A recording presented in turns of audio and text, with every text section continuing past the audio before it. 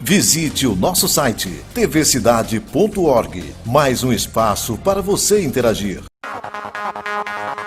TV Cidade, o seu canal comunitário de Manaus. Você vai assistir a seguir na TV Cidade Manaus mais uma produção. O conteúdo é de inteira responsabilidade de seus idealizadores, produtores e apresentadores.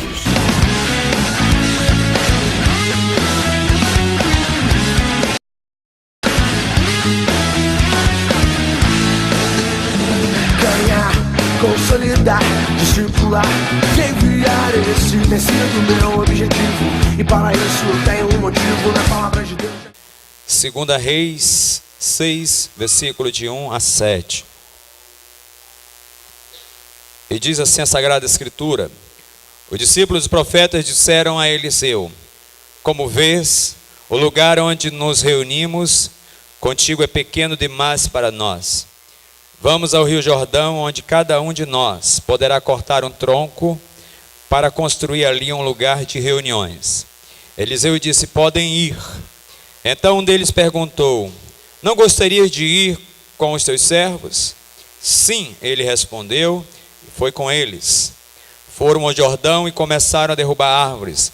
Quando um deles estava cortando um tronco, o ferro do machado caiu na água e ele gritou: ah, meu senhor, era emprestado. O homem de Deus perguntou: onde caiu? Quando o homem lhe mostrou o lugar, Eliseu cortou um galho e jogou ali, fazendo o ferro flutuar, e disse: pegue-o. O homem esticou o braço e o pegou. O capítulo 6, queridos, do livro de Reis, você pode manter a sua Bíblia aberta. Ele é um chamado interessante. Eu poderia colocar como tema essa ministração, embora eu não tenha feito, mas eu poderia colocar como tema, nós estamos falando sobre fé nesses últimos tempos, eu poderia colocar o machado e a cruz.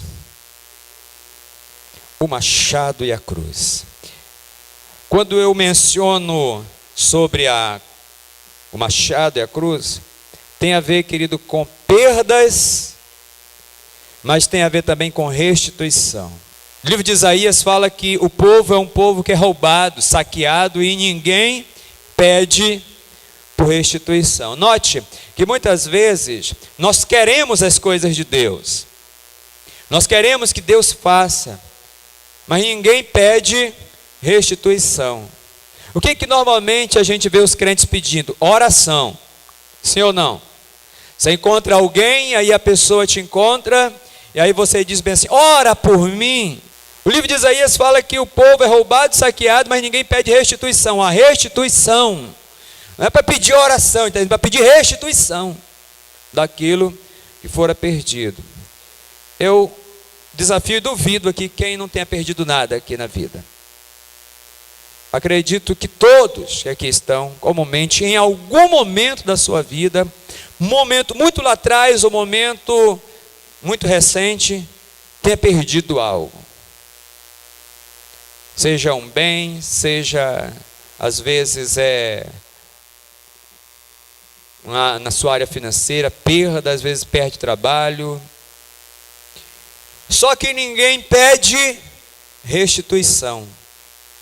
Às vezes a pessoa perde saúde e a pessoa fica achando que aquilo, não, todo mundo adoece, todo mundo tem problema. Note que normalmente isso acontece lá desde que somos criança, nós justificamos as coisas. Quando as coisas não vão bem, em vez de nós pedirmos restituição, às vezes nós justificamos.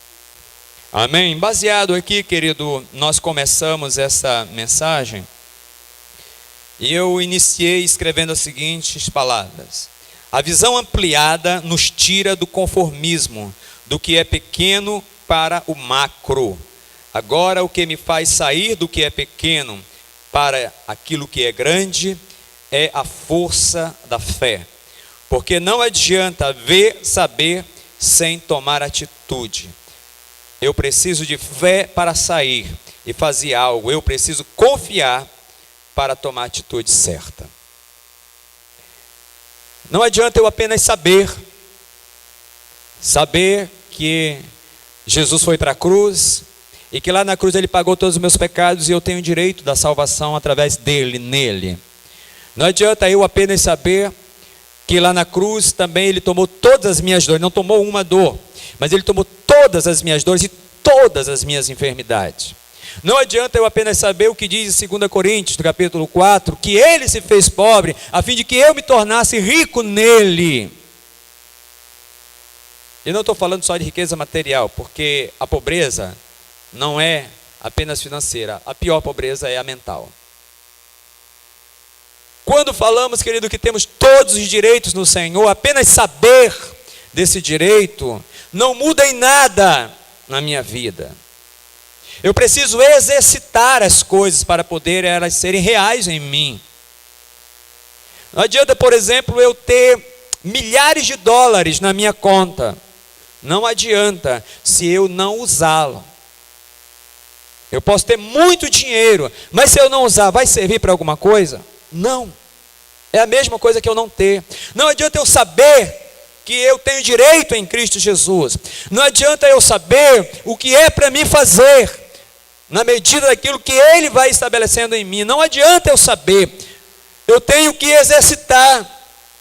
Tiago, ele grita na palavra. Ele diz para nós: olha, o homem que olha no espelho o seu rosto natural, mas depois sai e não lembra mais como era o seu rosto. Assim é todo aquele que diz, que crê, que confia, mas não toma atitude. Querido, o que vale é a atitude. Se eu disser para minha esposa que a amo, mas não tomo atitude, não vale nada. Atitude fala, atitude mostra exatamente quem é. A Bíblia diz que nós seremos justificados pelas nossas atitudes. Tiago mesmo diz que a fé sem obras, ela é morta, não tem atitude.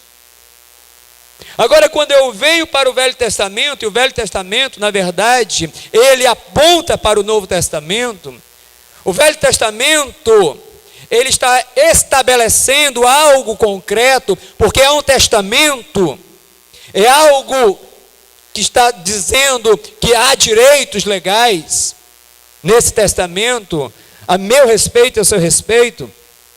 E o novo em Cristo Jesus, ele ratifica o que aconteceu no velho. Quando eu olho para esse texto, o que salta para mim da palavra de Deus são as atitudes. Olha, veja o quadro. Está Eliseu e eles estão num lugar. E ali tem alguns discípulos de Eliseu. Ali tem algumas pessoas que conhecem o Senhor. E como nós estamos num culto totalmente que não há visitantes, então vamos tratar exatamente desse ponto aqui. Estavam ali reunidos só pessoas que eram discípulos de Eliseu. E eles estando ali, salta uma visão amplificada de um deles. E olha só nesta visão, ele olha e percebe as circunstâncias, o lugar. E ele diz, o lugar que nós estamos é pequeno, nós precisamos ampliar. Quando ele libera essa palavra, querido, vai diretamente a Eliseu. Por quê? Porque o discípulo, ele não vai tomar a frente do seu discipulador, mas ele vai trabalhar lado a lado com o seu discipulador. Ele vai trabalhar lado a lado com aquela pessoa que o instrui.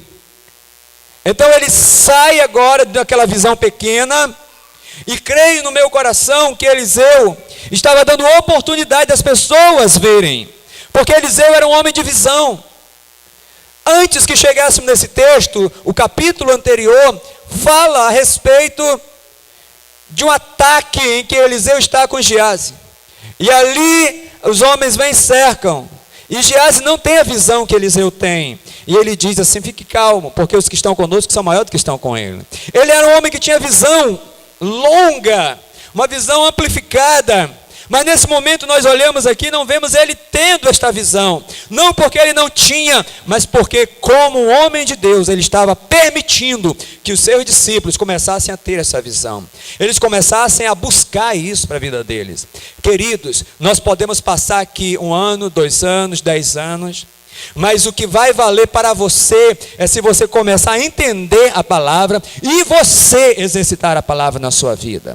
Porque eu posso pregar aqui, eu não sei quantos sermões na minha vida eu já preguei, milhares, mas o que faz efeito, ou o que traz realmente benefício para quem está absorvendo a palavra, é quando esta palavra se transforma na minha e na sua vida em realidade.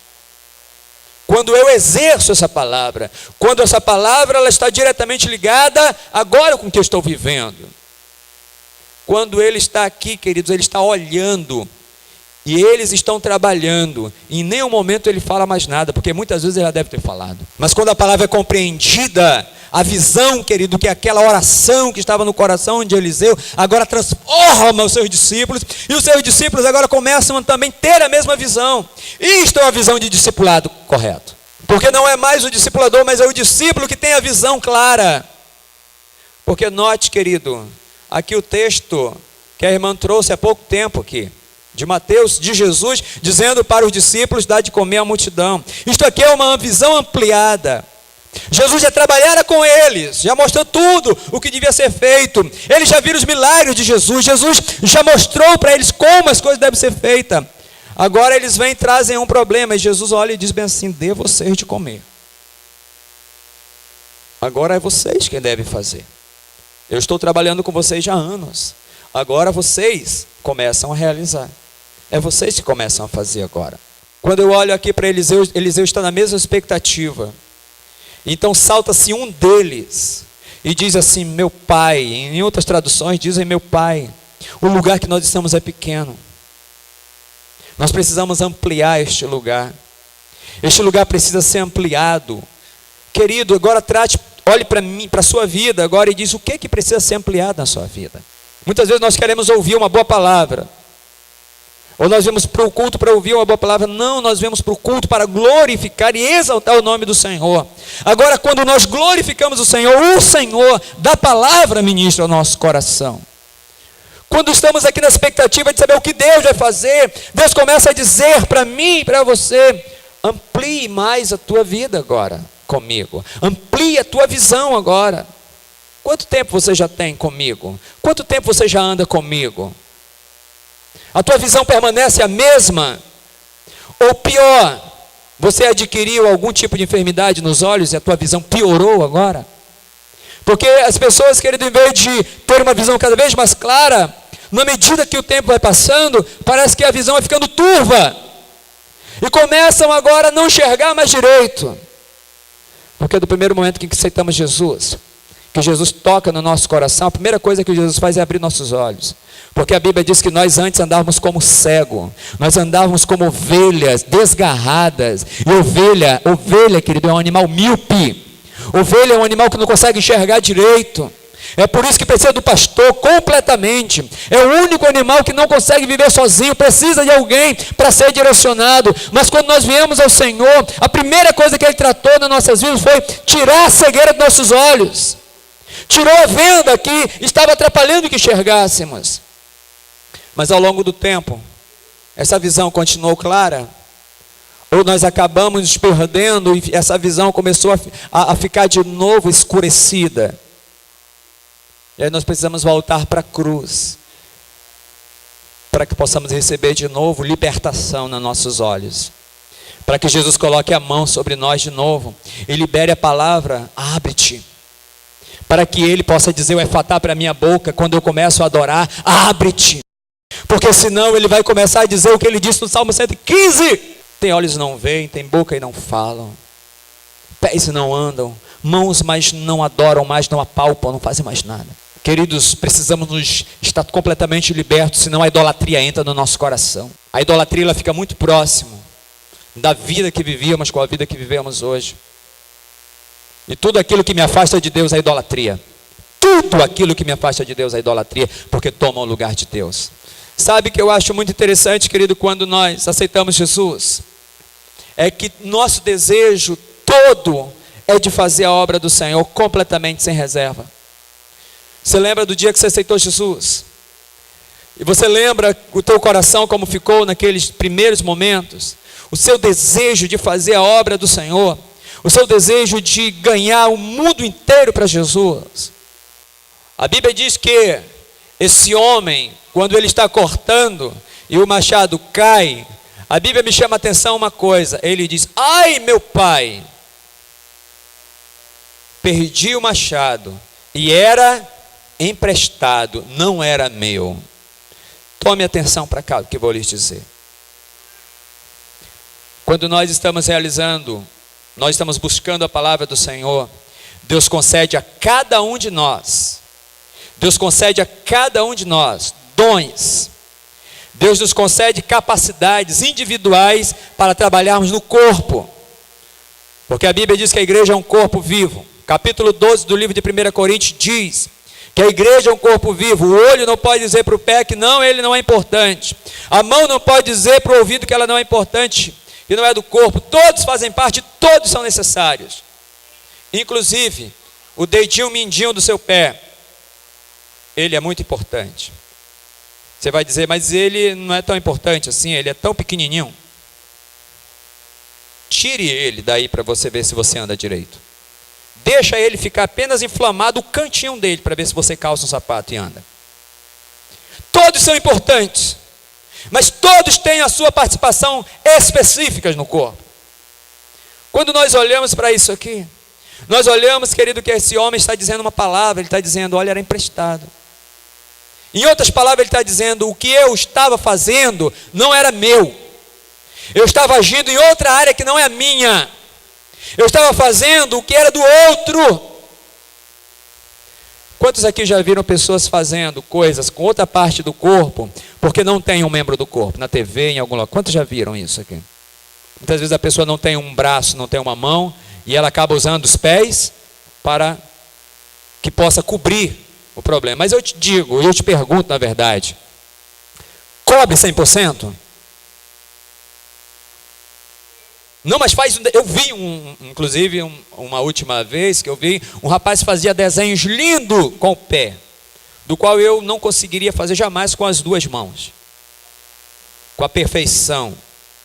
Mas mesmo assim, querido, ele sabe e ele gostaria muito de ter todo o corpo dele inteiro. Ele sabe que não era o pé que devia estar fazendo aquilo. Quando uma parte não efetua aquilo que é para ser feito, outra parte terá que tomar para realizar. Mas vai ser feito. Mas não como o Senhor determina que seja feito. Querido, Deus, Ele trabalha com o corpo perfeito. Inclusive, a Bíblia diz que quando o Senhor instituiu os sacerdotes não poderiam ter defeito físico para entrar no santuário. Deus, Ele estabelece, querido, uma linha à igreja, e é por isso que Ele diz, quando Ele vier buscar a igreja, qual é a noiva que Ele quer receber? Sem ruga e sem mácula. Ou seja, não está faltando, nem falando de uma parte que esteja faltando, Ele está dizendo de coisas que não deve ter no corpo dessa noiva. Nenhum tipo de defeito.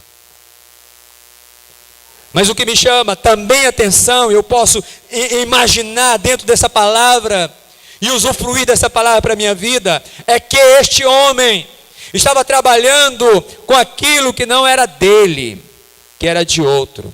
E querido, fazer aquilo que é de outro, ou querer fazer com o que é do outro, não dá certo.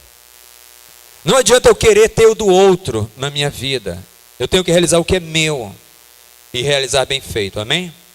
Aquilo que Deus me deu, eu tenho que usar bem feito. Quando eu olho para esse ponto, me chama a atenção uma outra coisa. E preste atenção aqui. Quantos conhecem um machado? Instrumento, machado. Quantos não conhecem um machado? Fazer o contrário. Bem, todo mundo conhece o que é um machado. É um instrumento de corte, cortar madeira. Hoje a gente tem outros instrumentos muito mais sofisticados, muito melhores. mas algum tempo atrás era o melhor que tinha para cortar árvores de troncos grossos. E o machado, ele tem uma parte de ferro e tem uma parte que é o cabo, parte de madeira, cabo. O que corta é a parte da madeira ou é o ferro que corta a madeira? O ferro. Agora preste atenção aqui o que vou lhe dizer, acho muito interessante isso.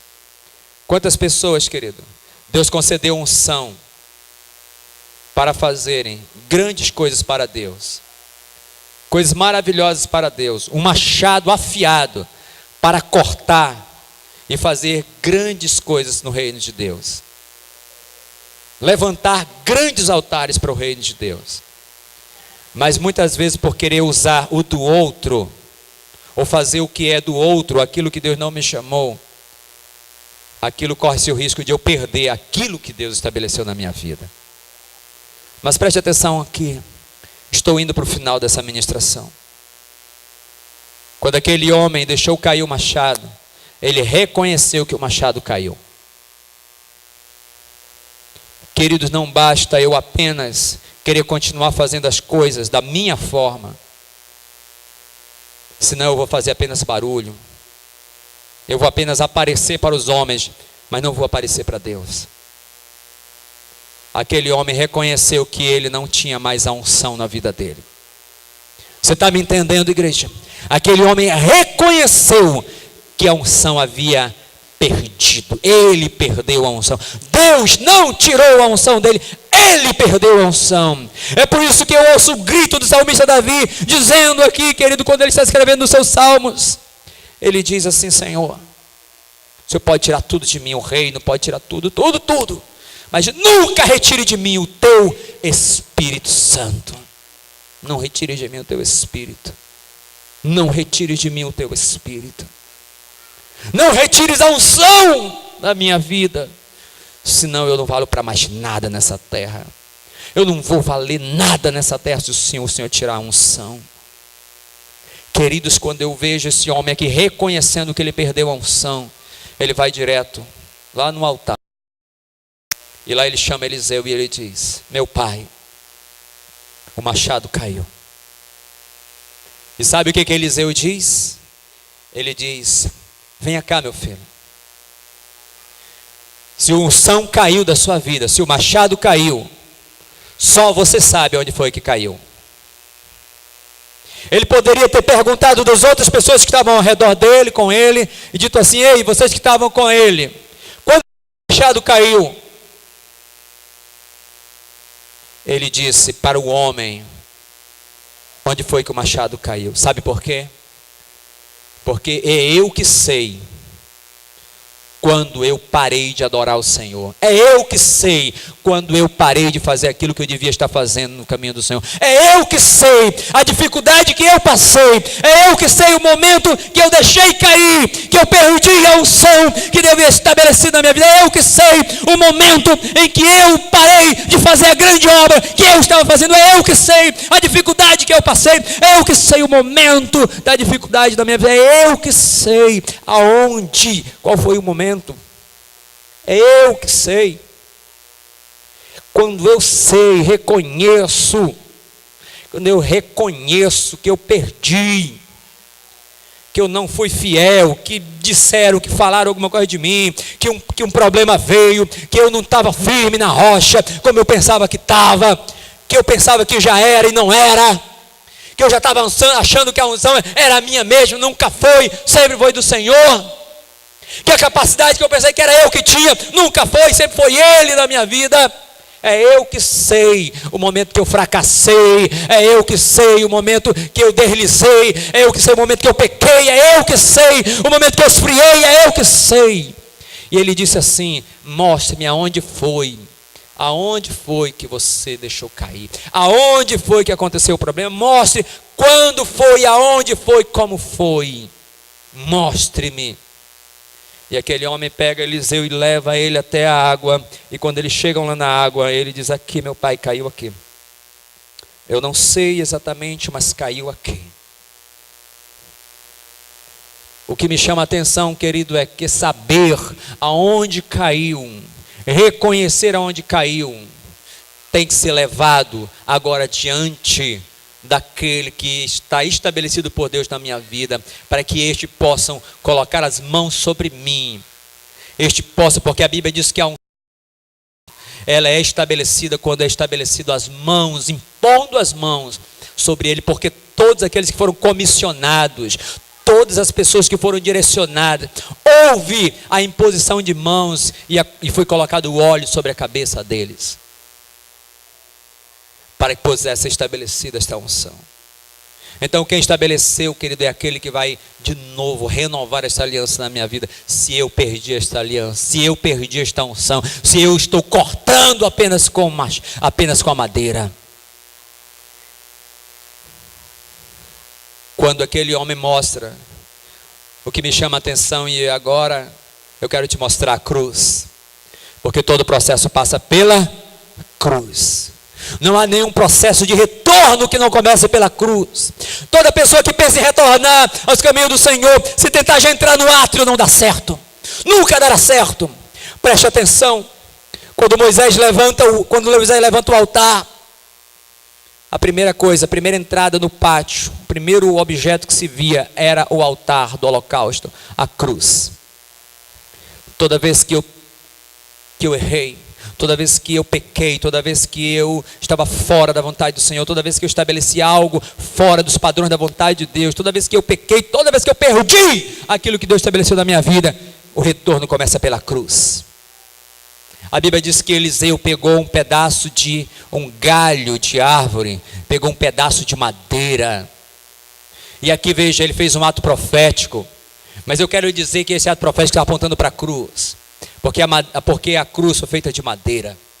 Quando Eliseu pega aquele galho de árvore, ele joga na água, aquele galho de árvore não tinha poder nenhum, nem Eliseu poder nenhum tinha para fazer nada.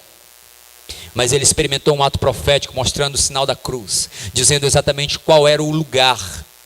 Ele disse, caiu aqui. Ele disse, pois é aqui, nesse mesmo lugar, que eu vou colocar essa madeira que simboliza a cruz. E o que mais me chama a atenção, querido, agora aqui, nesse último momento, preste atenção e redobre a tua atenção para isso agora. Quando ele coloca aquele galho ali, ele diz para aquele homem, você pode pegar. A Bíblia diz que o machado flutuou e veio na direção onde estava o galho de árvore que Eliseu havia colocado na água. Quando aquele homem viu aquele machado na água, flutuando como se fosse isopor, Eliseu disse assim, agora pegue. Deixa eu lhe dizer, esse plano aqui, a água sempre estará num plano inferior a mim, sim ou não? A água sempre estará embaixo. Se eu quiser pegar qualquer coisa na água, eu tenho que fazer o quê? Eu tenho que me agachar, eu tenho que abaixar. Olha o que Deus está me mostrando nessa noite aqui. Se eu sei, se eu entendo que alguma coisa me afastou, me tirou tirou a unção, a alegria da unção na minha vida. Porque se hoje, querido, eu prego, é porque eu tenho a alegria da unção. Porque não pregaria, posso até conhecer muito, tendo estudado como estudei. Mas se não for alegria de pregar, querido, não há como pregar a palavra do Senhor. Quantas pessoas pregam a palavra apenas por pregar? Não há mais paixão em pregar a palavra. Mas a Bíblia diz que quando aquela unção daquele homem caiu e a cruz foi colocada naquele lugar, Eliseu diz assim, venha cá e pegue de volta. Aquele homem teve que se abaixar, aquele homem teve que se humilhar, aquele homem teve que ir lá embaixo para pegar de volta aquilo que ele perdeu. O grande problema é que muitas pessoas não querem se humilhar. Tanto tempo com Deus, a vida que eu já tenho com Deus, que vão pensar de mim, eu me rebaixar, eu recomeçar de novo, eu ter que me humilhar de novo. Quando Eliseu aponta, ele diz assim, a cruz, querido, é um sinal de que só pode subir aquele que baixa. Ninguém pode estar lá em cima sem ter baixado. Ninguém pode ser professor sem antes ter sido aluno. Em nome de Jesus, a unção que Deus estabeleceu, se porventura foi roubada, foi retirada, não importa quem foi, não importa o momento, não importa a dificuldade que foi, mas Deus hoje restaura em nome de Jesus. Você está na TVC, o canal local de